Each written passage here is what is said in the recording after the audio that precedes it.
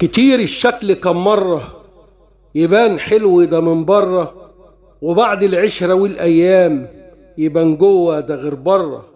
حقيقة الناس مع الأيام أكيد بتبان، ومن بايع ومن شاري ومن جنبك كأنه مكان، ومن عايش بوش ملاك وهو حقيقته أصله شيطان.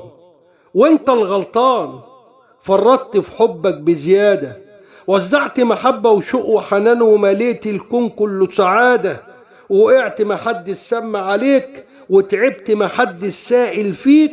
يلا يا غلبان روح شيل الهم وشيل أحزانك كالعادة.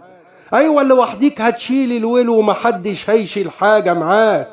اوعى تكون فاكر لما تميل هتلاقي ايدين سندة وشيلاك. كان غيرك أستر لو هتفكر مهما تعلي في صوتك وتصيح مش هتلاقي ناس أصلا سمعاك. ركز يا ابني وشوف أيامك بتضيع ازاي، وانت بتزرع بساتين وورود للرايح قبل الجاي، وتقيد في صوابع العشرة شموع وانت يا غلبان عايش موجوع.